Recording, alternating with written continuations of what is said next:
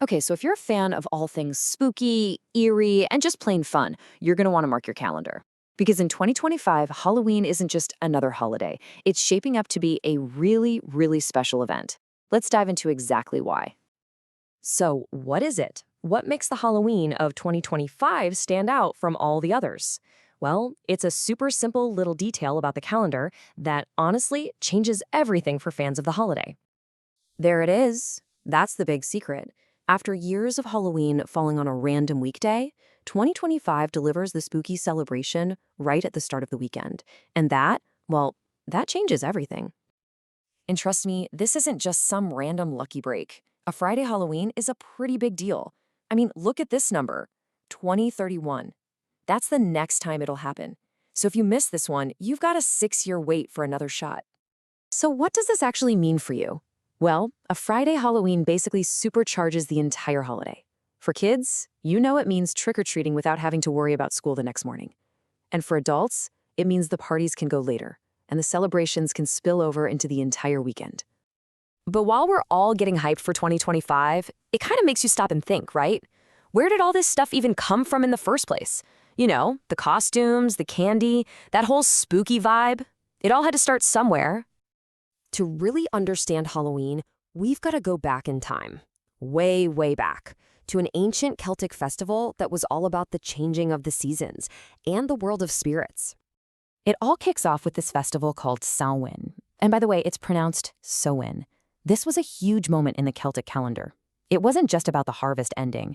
For them, it was a time when the world itself literally changed.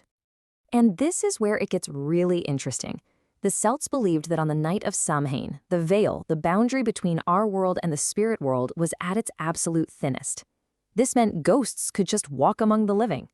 So to protect themselves, people would light these massive bonfires, and this is the key part, they wore costumes and disguises to confuse any spirits that might be up to no good. Sound a little familiar? So, how in the world did these ancient, kind of serious beliefs turn into the fun traditions we know and love today? Let's trace that path. Okay, the most direct link, the one we all see? It's the costumes, for sure. What started as a literal survival tactic, wearing animal skins to fool ghosts, has completely transformed into this massive, multi-billion-dollar industry where, for one night, we can be anything from a classic vampire to our favorite movie hero.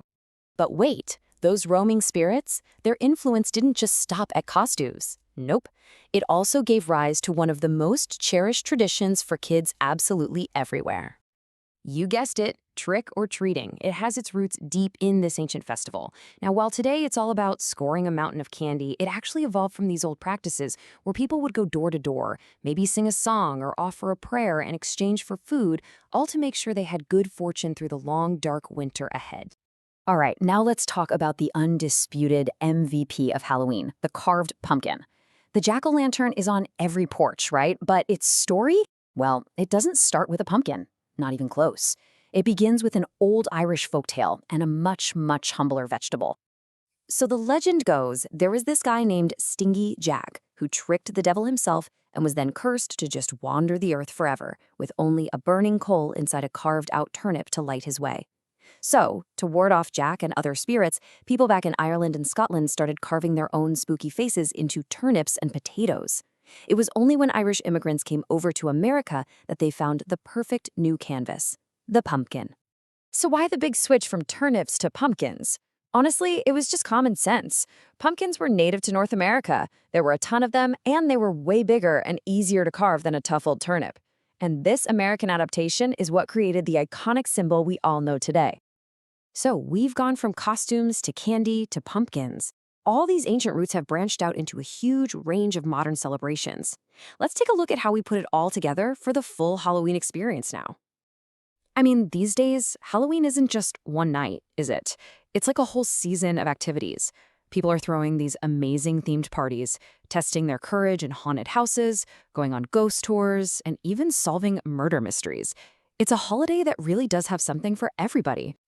Okay, let's bring it all back to where we started, that special Friday Halloween in 2025, because this day is about so much more than just a date on a calendar. It's pretty wild when you step back and look at it, right? The journey this holiday has been on is just incredible.